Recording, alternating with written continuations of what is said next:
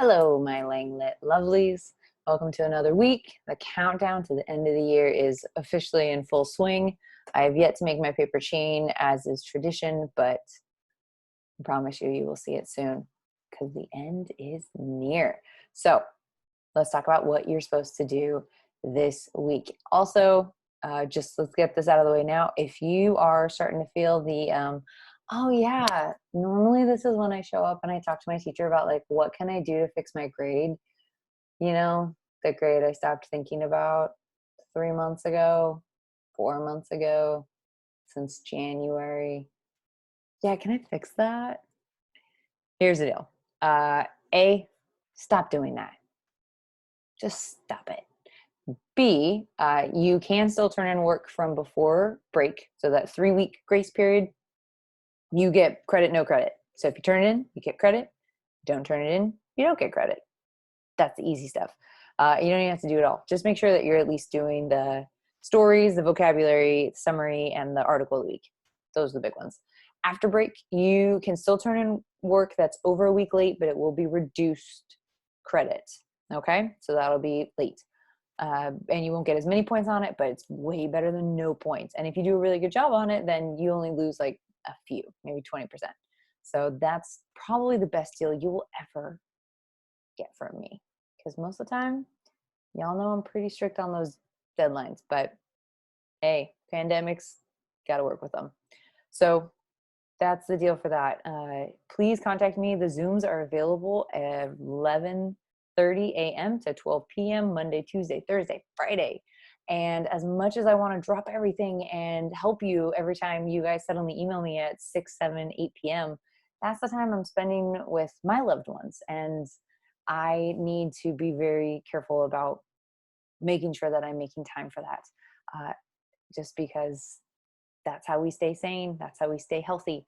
So I am here for you. Just make sure that you're showing up for the assigned times for the Zoom meetings, or you're scheduling a time, before 5 or 6 o'clock in order to meet with me one-on-one or in small groups if you need it. So I've met with a few of you. It's been so good to see your faces, and hopefully we can get a lot more of those in the next couple of weeks. Also, forgot my pitch. Don't forget to buy a yearbook. You've got a couple days left. Do it. All right, let me show you what you're doing this week. So now we are going to start doing our story. We're going to start writing it. Dun, dun, dun, dun, dun. But it's just a rough draft, so calm thyself, calm thy nerves. This is this week's post secret that you're going to be responding to. It is Mother's Day themed. You can do anything you want with this. Give advice, relate to it, put yourself in his or her shoes. Remember, don't judge the secret of that person. We don't know the whole story. We never do. But hopefully this is just awakening something inside of us to practice that perspective taking, that empathy that we all need all the time. And a personal journal, what is the most important thing the hero in the book you are reading has learned? Oh, my Lanta. If you didn't see that typo, it's okay. It never happened. Here's the rest of it. I want you to start writing your rough draft. So last week you mapped out your whole story with the hero's journey as your guiding post. So those are just, you put little blips in there. Now you're going to take those little blips and you're going to actually start crafting a story. So this week is going to be the first third, and then the second, the middle third, and then the final third in the weeks to come. And we're gonna start fixing it. If you turn it in on time, I can give you feedback. If you turn it in late, I won't give you feedback, but I can give you credit. Okay, so that's my push. Please, please, please turn these in on time so that I can help you and guide you in writing a great story. If not, at least you're turning something in. So to each his own. You're welcome to write out more of your story if you want, but if you want to just stick with the first 3 steps, you're more than welcome to do that. So I've created a little checklist for you to make sure that you've done that. You're going to write out the call to adventure. So the hero receives an invitation. This also means that you need to include an explanation of, description of what that hero's world is already like. What are they new to? What are they used to? So talk about their world, talk about what is going on out there. And then after that, they're going to get that call to adventure that's going to take them out of the world that they know. once they're outside of their normal world, their comfort zone, they need to get assistance from someone else or something else. The reason why we really like heroes is because they learn just like we do. And so that connection, if a hero is able to solve all their own problems, we wouldn't feel like they're like us. But because heroes often need help in coming up with the idea or finding the treasure or whatever it is, that is similar to us because we also need help in doing those things. So after the hero gets assistance, usually from someone older, wiser, remember this isn't the focus of the story though. So the hero should be experienced, not perfect, and that's about it. Just move on from there. Don't spend too much time on the assistance.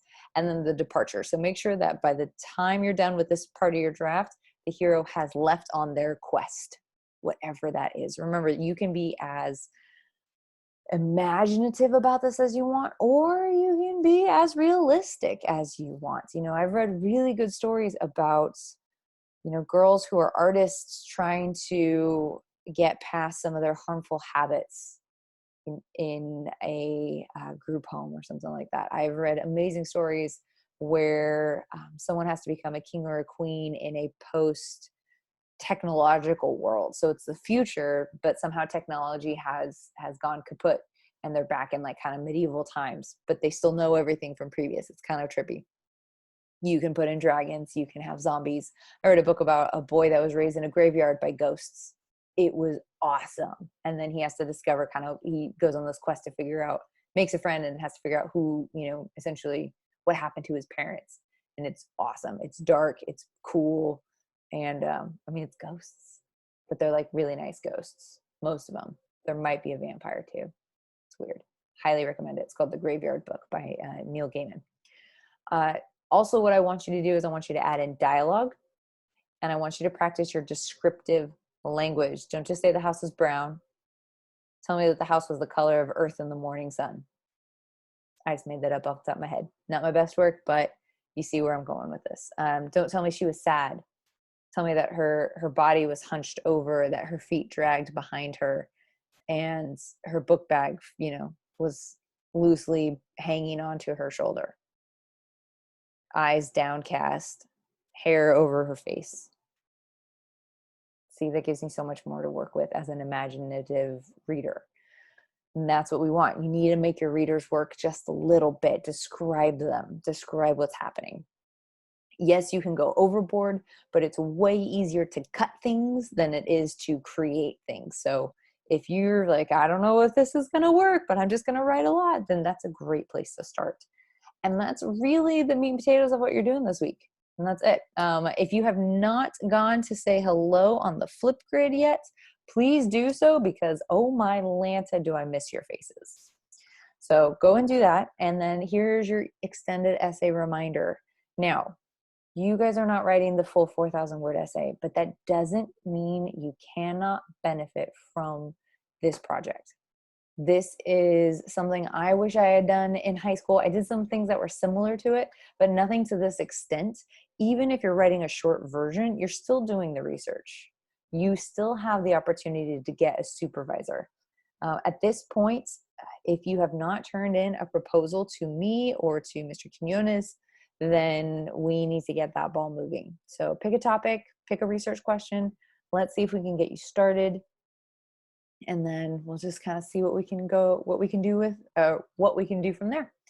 And so please, once you're done with that, make sure you go onto the Google Classroom site. There is a topic for extended essay for you guys, and you're supposed to be conducting your research. I've provided links to resources. There's a 20-minute video where I walk you through it. And you're filling out what's called the RPPF, as well as, which is on ManageBack. And your source number 1 and number 2 is the dream. Okay.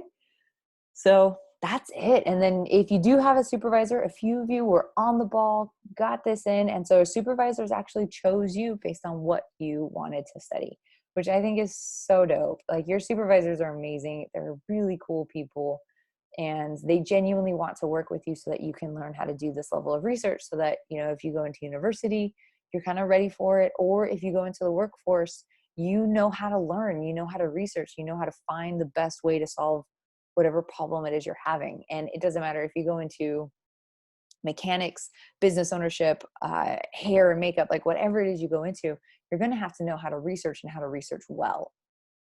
And this process, this project can help you prepare for whatever that is. You want to be a makeup artist? Do some research on the ethical uses of makeup. Which companies are, vegan and which companies are hypoallergenic. The sky is the limit here, especially because you guys are not stuck into the academic sort of slant that IB wants. You guys can, open it up to the career world. And I think that'll be really, really cool for you to practice in, whether or not you want to be a business owner or an academic still, whatever that might lead to. So please don't forget about that. It is due. Your 4 sources are due by the end of the year. It will likely tie into your final grade for my class.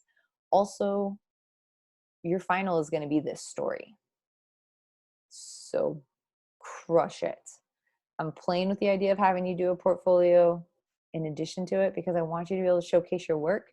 But in the off chance that I might be working with you guys, some of you guys next year, or Miss Abella, I'm also playing with the idea of making it kind of like a 2-year kind of portfolio. So you can see where you're at the beginning of this year compared to where you're going to be at the end of next year. And oh my God, it's going to be so cool for you to see, like, holy crap, I've grown so much.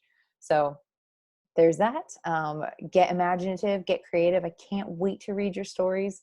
I'm here if you need me. Please don't hesitate to reach out. If you have a question and want to email me, please make sure that you're telling me like what part of the assignment and which assignment you're confused on. Because as much as I love it that you're asking for help, the emails that go, "Miss, I don't get it. I don't know how to help you."